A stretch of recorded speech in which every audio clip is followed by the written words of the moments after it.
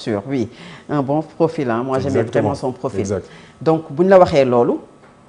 ñu ne sëñ Habib Sy parce que rejoindre na Pastef ce pays la ñu clivé pays bi amatu gis nga li sëriñ bi wax noonu maanaam li kii source A. titre bu njëkk bi mu wax. muy Ndiol Fouta ñu gën ko xam ci j'ai oublié peut-être sëñ Mbaye Sy Abdou plutôt ñu gën ko xam ci Ndiol Fouta gis nga loolu mu wax noonu loolu dafay wane que ce pays est clivé. léegi nit amul sañ-sañ far fi ko neex mais Alamine tu as le droit yow en tant que sax journaliste bu la neexoon tey yow bu weesoo plateau bi fi nga toog nga dem far Macky Sall wala nga far ci Bassirou Diomaye wala nga fay ci Ousmane Sonko na nga fexe ba sur le plateau na nga am honnêteté am objectivité dans ce que tu développes.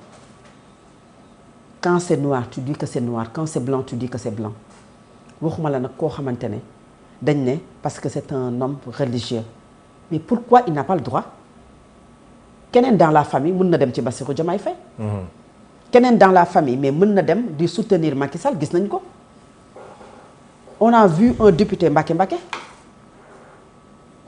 sëñ Abdou Lahad Gaïndé Fatma fu mu bokk du APR wane ko ba pare ñu nangul ko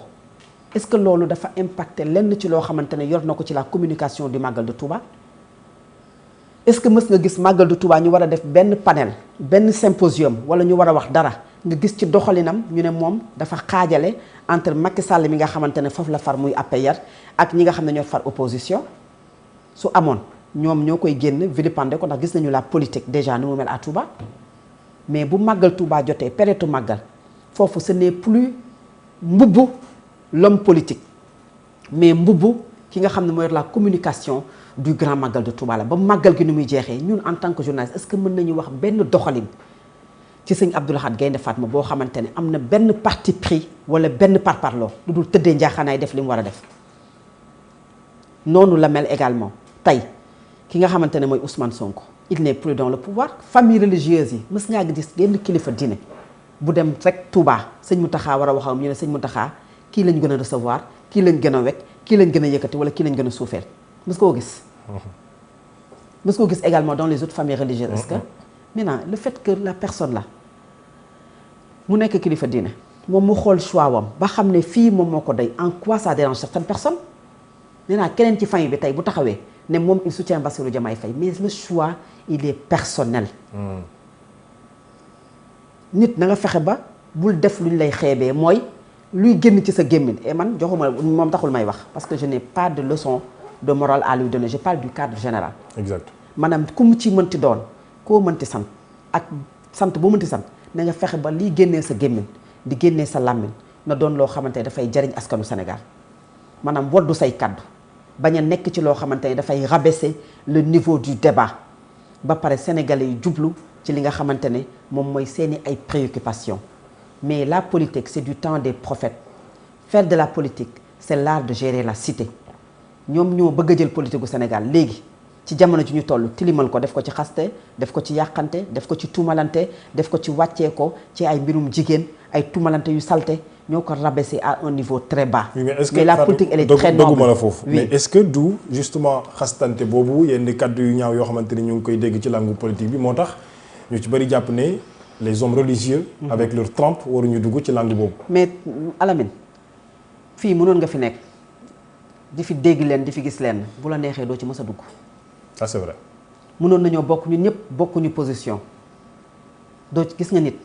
yow yaay accepter sortir du lot et être au-dessus de la mêlée loolu personnage yu nit ki la maanaam un groupe bi wala nit ñi li ñuy wax wala li ñëpp di def su la neexee doo ko def. mais il y a des politiciens intègres dans ce pays. exactement souvent lu tax du ma bëgg ñu jël ñëpp dugal leen ci benn sac quand on parle de la société civile ñu bëgg a jël ñëpp dugal leen ci benn sac. même aujourd'hui quand on parle tey ñu wàccee niveau bi ba yàpp suñu kilifa diina yi ba naan parce que dañuy mais ñoom tolloowuñu sax déjà benn deuxièmement toute personne qui veut sortir du lot mën na ko def si la personne veut ne pas être veut être au-dessus de la mêlée mën na ko def bañ a dugg ci yu ñàkk solo ak yu wayadi ku nekk li nga toll moom ngay joxe nit du joxe lu mu amul nit nekk na ci bërëb ñuy def yëf yoo xamante ne yëfu doyadi la moom dana fexe ba la mu war a def ba jóge fa ba nekkaat leneen defaat leneen ci domaine bu mënti doon te pourtant kenn du ko dégg ci loolu moo tax man ne y a des hommes politiques intègres dans ce pays. am na fi ñoo xamante ne est-ce que da nga leen a dégg tey ci Sénégal ba ñu dalee def politique ba tey ñu def lenn loo xamante ne yow xeeb nga leen. pourquoi aujourd'hui ñun ñuy fàttelu ki nga xamante ne moo nekkoon le médiateur de la République muy Cissé. Aliou Badara Cissé Aliou Badara Cissé. pourquoi ñuy fàttelu Aliou Badara Cissé. Aliou Badara Cissé bokkul woon APR. il était avec Macky Sall. et dès les premières heures. moom ak Moustapha Cissé Lo. bi ñu bund xataalee Macky Sall ba Macky Sall démissionné du parti démocratique sénégalais dem ak léppam daf leen a fekkoon ñu am ay ndombal tànk ñoom également dañoo joxe seen lépp dem seen yoon. wala ñu nekkoon di leen bund xataal fa nga xam mooy pencum ndaw réew bu Sénégal ñu taxaw résister. ànd ak Macky Sall ànd ak ni du tee nga wax ko dëgg les événements de mars bi Sénégal le pays allait s'embraser sens dessus sens dessous Aliou Badara Cissé sa lettre là mais loolu dafa kase lu bari. exact loolu dafa am loolu bu ko nit ñi dañ koy bàyyi xel di fàttaliku lu baax loolu nga xamante ne defoon na ko jour boobu. un médiateur de la République la médiation mooy réew bu tolloo benn situation bi dañu am ñoo xamante ne dañuy taxaw ni stop kan moo taxawoon ne stop. Aliou Badara Cissé moo bind une lettre il a appelé à la raison au président Macky Sall parce que moo yor taq bi. waxaale ak ñi nga xamante ne ñoom ñooy opposition mais surtout au président la wax ko ay dëgg yoo xamante ne ku ko dégg am na ñu àndoon ak ñoom ñoo xam ne kontaanuñ ci mais kooku c'est un homme d'État c'est un grand homme et pourtant il faisait de la politique.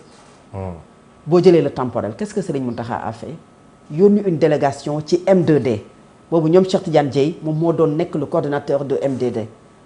mu wax ak ñoom qu'est-ce qui s'est passé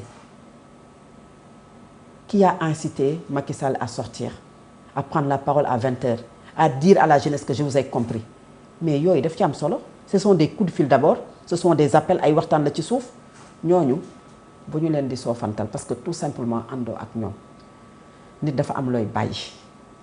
ëllëg dafa jar a séddu politique bii les ennemis d'hier peuvent devenir des amis demain mën nga xas tey sëriñ bi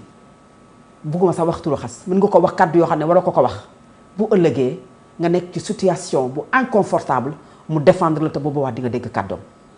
am na situation yoo xamante ne am na ay nit nekkoon nañu ci soxla woon nañu yenn nit yi wax parce que yenn nit yi wax dafa am lu muy defaat ci ñoom dafa am lu muy indiwaat mais su fekkee nit ki xas nga ko parce que tout simplement àndul ak yow nga def poste xas ko wala àndul ak sa leader nga def poste wax ko waaye ëllëg mën nañ leen a bundu xataal ëllëg mën ngeen a dund injustice. ëllëg mën ngeen a nekk dans une posture inconfortable moom xëy na injustice kese lay combattre xëy na nit la koo xamante ne buggul lu yàq réew mi mais moom ci boppam mu ñëw taxaw jàppale la en ce moment qu'est-ce que tu vas dire qu'est-ce qu'on n'a pas dit dans ce pays que ça soit Bassirou Diomaye Faye Ousmane Sonko respecté wuñu kilifa diine yi faale wuñu kilifa diine yi am na ñenn ñu àndal ñoo xam ne dañu jël kàddu ko def kilifa diine yi mais bi ñu faloo ñoom ñaar ñëpp je parle pas de kenn kese ñoom ñaar ñëpp mais wane nañu ne loolu amul. parce que ñi ngi dem ci kër kilifa diine yi ñi ngi leen di jox cër la nit ñi doon wax ñoom loolu ñëpp démonté nañu ko moo tax ma ne la il faut pas que politique